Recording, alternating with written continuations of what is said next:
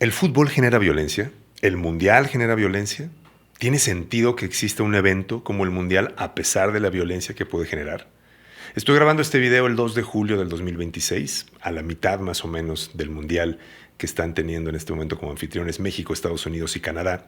Y no te quiero hablar de deporte en este video, no te quiero hablar de fútbol, aunque me gusta el fútbol, me gusta mucho el fútbol y creo que tiene muchas cosas interesantísimas como fenómeno social, como deporte colectivo, como gestión de equipos, en fin, hablaremos de esto en otro video. Pero hoy me quiero centrar en algo que es muy importante y precisamente lo digo por lo que se ha presentado en estos últimos días en mi país, en México, alrededor del mundial y del fútbol. Y es precisamente el tema de la violencia.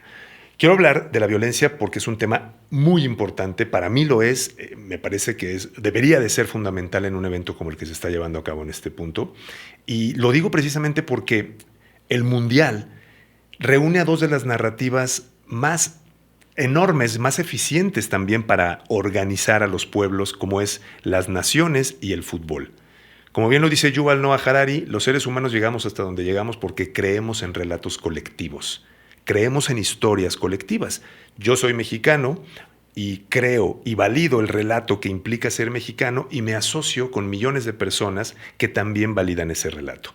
Obviamente nos unen determinadas costumbres, un idioma, creencias, ideas que nos hacen pertenecer a ese relato. Pero también está el relato de Estados Unidos, el relato de Croacia, el relato de Argentina y así sucesivamente todos los países. El fútbol pues es un relato muy simple, pero también es un relato. Es decir, creemos en que 11 personas van a llegar a un campo, van a enfrentar a otras 11 personas y tienen que meter un balón al arco contrario. Hay faltas, hay ciertas reglas que también se convierte en un relato. Y es un relato tan efectivo y un relato tan simple que no sé si a ti te ha pasado, pero a mí me ha pasado llegar a cualquier país o cualquier lugar donde no conozco a nadie y hay fútbol de por medio y no tienes que explicar nada. Simplemente llegas, te unes y ya sabes lo que tienes que hacer. Y pueden pasar cosas muy buenas como también pueden pasar cosas muy malas. Pero te diré esto en un momento más. Quiero centrarme en las narrativas de las que estoy hablando. Reunir naciones con fútbol es algo muy interesante que puede resultar explosivo y puede resultar explosivo para bien, como lo vemos, las manifestaciones de euforia, de alegría, de catarsis que puede vivir un pueblo, como también manifestaciones de violencia, de odio y de muerte. Y esto es lo más terrible, esto es lo que de verdad tenemos que poner atención como seres humanos. En este momento, como te decía, está llevándose a cabo el Mundial en mi país y en los últimos días, te hablo de los últimos 3 o 4 días, han circulado una gran cantidad de videos. Primero, videos de extranjeros agradecidos con México, agradecidos por cómo se les ha tratado, agradecidos por la forma en la que la gente los ha recibido, independientemente del país de donde vengan. Y eso genera orgullo, obviamente, porque considero que mi país es un país que abre los brazos, que recibe a la gente con alegría. Somos anfitriones en el turismo, vivimos del turismo en muchos lugares de mi país y es algo que hacemos. Ahora, también ha habido casos sumamente lamentables y tristes de violencia de mexicanos con extranjeros y de mexicanos con mexicanos. Quiero regresarme al tema que te decía de las narrativas, porque ahí me parece que es la parte más fuerte. Si nosotros hablamos voy a citar ahora a un gran psicólogo, Arun Manzukani, que explica muy bien el tema de los otros y nosotros. Si yo creo en un relato, lo que estoy haciendo es hablar de que quienes creemos en el relato de ser mexicanos, por ejemplo, bueno, vamos a validar ese relato, creencias, ideas, un idioma, y eso nos hace un grupo. Yo puedo ser muy amable, puedo ser muy eufórico, que ahora veremos que no siempre, pero generalmente somos muy amables con los nuestros, pero podemos ser muy crueles con los otros, con los que no creen en mi relato, con los que no validan mis propias ideas. Y lo que es difícil es convivir de una forma respetuosa. Yo puedo entender que tú creas otra cosa, que tú veas el mundo de otra forma, que consideres que tu país es, digamos, muy buen país, vamos a decirlo así, y yo considero lo mismo del mío. Pero no podemos respetarnos muchas veces y decir tú lo tuyo y yo lo mío. Cuando se une el fútbol con este tipo de narrativas, pues es una bomba de tiempo. Y es una bomba de tiempo que al principio en los mundiales no sucedía. ¿Por qué? Porque no había la masificación del deporte todavía, no había tantas personas viajando a los países anfitriones. Era más naif, digamos. Todavía ahí la competencia comenzaba a mostrar colores. Pero si nos remontamos podríamos decir después de Estados Unidos 94, que Estados Unidos llegó a alterar y modificar muchas de las cosas del deporte y comienza a hacerlo más espectáculo. A partir de ese mundial comienza a ser un verdadero espectáculo. Italia 90 todavía me parece que permanecía en esta cuestión interesante, porque ahí estaban los hooligans, ahí estaban los tifosi, que eran las barras italianas. Había violencia en Argentina en los 80s a finales. Sí había, obviamente, focalizados grupos que llegaban con la intención de generar disturbios. Eso definitivamente tiene mucho tiempo pasando. Pero fue increciendo, fue aumentando y de pronto sucedían cosas terribles, enfrentamientos de equipos, bueno, de aficionados de los equipos, de las selecciones.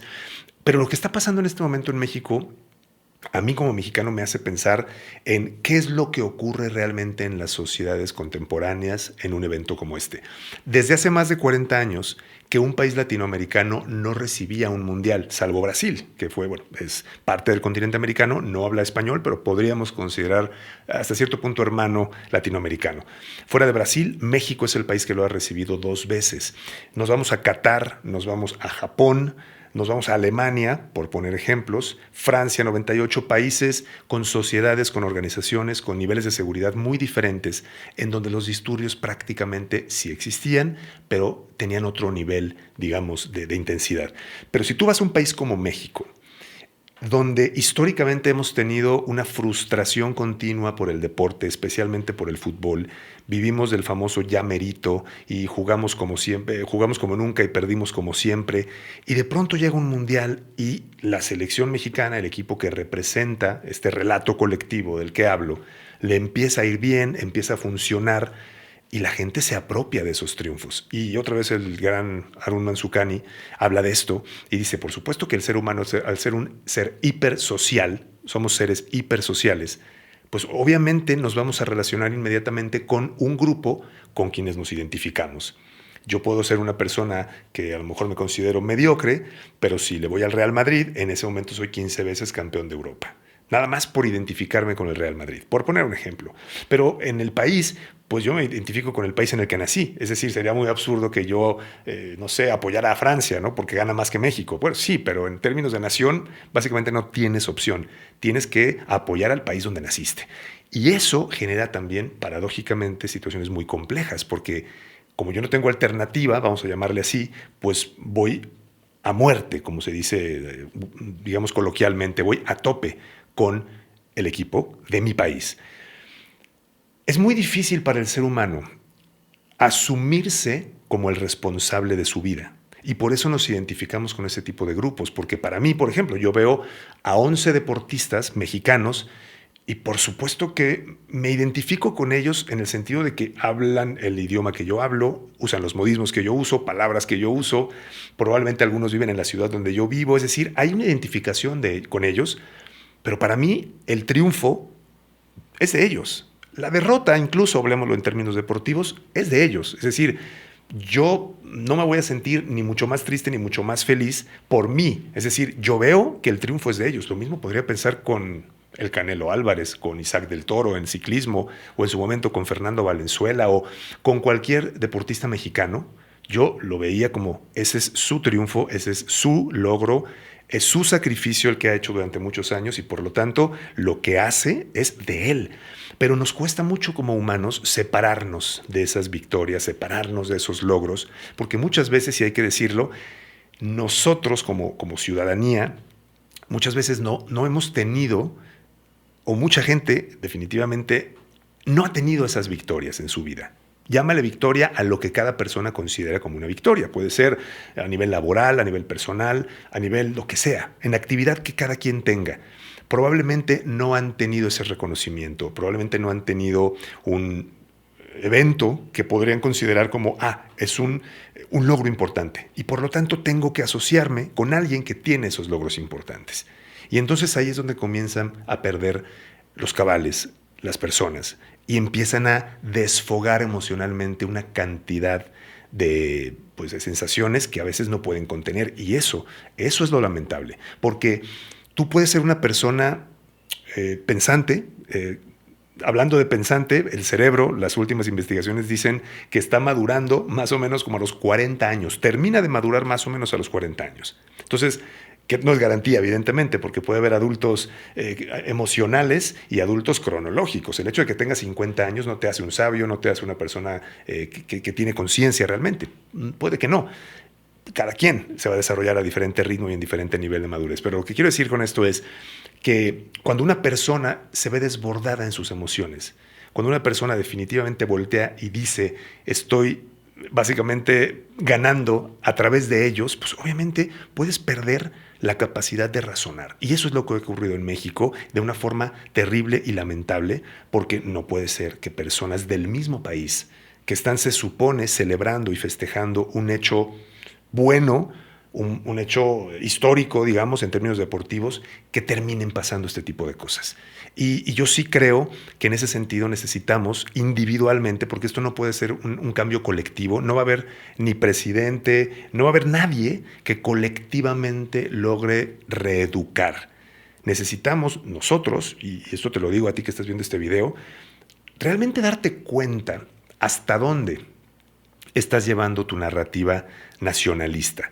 Por supuesto que, como decía, no lo tengo de memoria, pero el poeta José Emilio Pacheco, en un poema que se llama Alta Traición, y te lo voy a poner acá en la caja de YouTube para que lo tengas, pero decía algo así como, no amo a mi patria, su fulgor abstracto es inasible, pero, aunque suene mal, daría la vida por... y empieza a enlistar algunos lugares suyos, algunos ríos, tal, y empieza a decir cosas. Y me parece que es muy interesante este poema, y me gustó desde que lo escuché la primera vez, porque precisamente es eso. ¿Qué es la patria?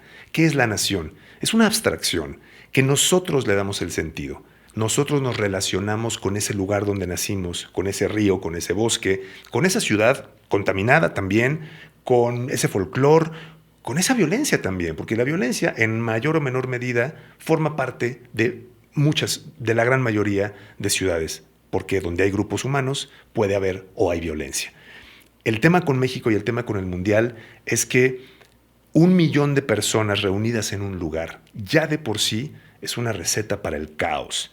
Y si además muchas de esas personas, la gran mayoría, están desbordadas emocionalmente porque no logran, digamos, distinguir que te puedes alegrar por el triunfo de un equipo que ellos están logrando, que ellos están generándose a través de su esfuerzo, de su sacrificio, de decisiones que han tomado en la vida, es su triunfo y yo me alegro por ellos. Y me alegro por ellos que, bueno, son mexicanos en el mismo relato que yo, me alegro más, pero me alegro por ellos. El tema es muy importante, en qué medida yo me apropio de esos triunfos y en qué medida yo me hago, básicamente, copartícipe automáticamente de estos triunfos, y eso me hace pensar que tengo derecho sobre otra persona que piensa diferente, que tiene colores diferentes y que por ende, nada más por ese hecho, ya puedo yo mancillar y puedo yo violentar y básicamente amedrentar o, y esto es lo peor, hasta desvivir. Y eso es lo que me parece lamentable. El fútbol es un fenómeno social que puede ser y ha sido, insisto, muy rico y ha aportado muchas cosas y definitivamente sí, ha unido pueblos, ha permitido que sucedan cosas muy interesantes. Las ligas, sobre todo en Europa, que tienen una multiculturalidad importantísima, gente dentro de los equipos que se ve la hermandad de un montón de nacionalidades. Hay lados bellísimos del deporte, del fútbol, específicamente porque estamos hablando de ese deporte, que me parece lamentable que se estén viendo opacados por acciones tan cobardes y tan primitivas como esto. Pero también esa parte está en el ser humano. Y desafortunadamente, digo desafortunadamente porque qué más quisiéramos quizá todos de decir por arte de magia desaparece la violencia y entonces somos seres pensantes y racionales. No funciona así. No funciona así. Aquí tenemos que hacernos responsables cada uno de nosotros. Y hablo de este video porque no sabemos qué va a pasar con los próximos mundiales. Quizá en un futuro Colombia recibe un mundial, Argentina recibe un mundial. ¿Y qué va a pasar? ¿Cómo van a recibir esas sociedades el mundial después de, espero yo, aprender de lo que estamos haciendo ahora en México? Nadie puede estar preparado para, como sociedad, cómo vamos a reaccionar. Hace 20 años, en el Mundial de 2006, tuve la oportunidad de estar en Alemania. y estuve haciendo algunas coberturas para un medio de comunicación y conocí obviamente a varios alemanes y me llamó la atención la forma en la que me trataron. Sumamente amables, abiertos, receptivos, con una actitud proactiva. Dije, wow, me encantó. Y le pregunté a una persona, le dije, oye, es la primera vez en Alemania, está sonando mi reloj de los 15 minutos, pero me voy a pasar un poquito. Le pregunté, oye, ¿y así son todos los alemanes? Porque la verdad es que mucha gente que he conocido, casi toda me ha tratado de maravilla. Y esta persona me decía, mira, el gobierno alemán hizo una campaña de varios años y el nombre de la campaña era Alemania eres tú. ¿Qué significaba eso? El mensaje era sencillo. Alemania eres tú. Si llega una persona y te conoce, para esa persona, Alemania eres tú. ¿Qué le vas a mostrar? ¿Cómo vas a hacer? Me pareció muy profundo. El mensaje es muy corto, es muy breve, pero es lo mismo que yo te digo a ti. Si vamos a creer en una narrativa, entonces México soy yo. La persona que me conozca a mí, imagina que nada más va a llegar y me va a conocer a mí. Para esa persona, yo soy México. Como si yo voy a los países que he tenido oportunidad de conocer, la persona que me lleva a mí a conocer ese país, para mí es el país. Porque el monumento pues no tiene vida, la calle no tiene vida. Me voy a quedar con lo que la gente muestra de sí misma en su país. Y eso creo que tendría que ser el mensaje más importante. Yo confío y creo que un evento como el Mundial son oportunidades, son exámenes, vamos a decirlo así, para la humanidad, oportunidades que nos permiten decir, ¿podemos? ¿Somos capaces realmente de convivir y de aceptar en términos deportivos una derrota con honor y decirle a los demás, lo hiciste muy bien, felicidades por esto? Estoy triste, claro, y puedo estar enojado y frustrado, pero eso significa que voy a ir a destruir el auto de alguien o a meterme a un comercio a destruir porque simplemente yo estoy frustrado. Es infantil ese comportamiento. Y quizá como sociedad todavía somos una sociedad infantil y necesitamos pensar bien las cosas para saber realmente para qué estamos. No puede conducir un vehículo un chico de 11 años, por algo es, no está preparado.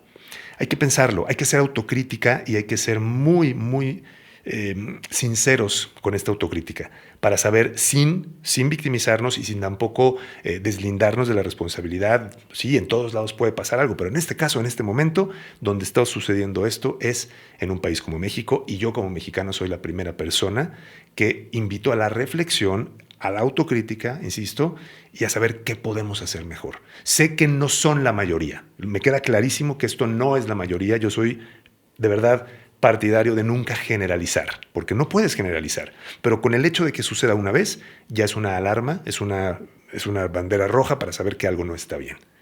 Gracias por haber llegado hasta aquí. Si crees que este video pueda ser de utilidad para alguien, te invito a que lo compartas, a que te suscribas a mi canal y a que sigamos comentando. Me encantaría leerte en los comentarios. ¿Qué piensas tú de esto?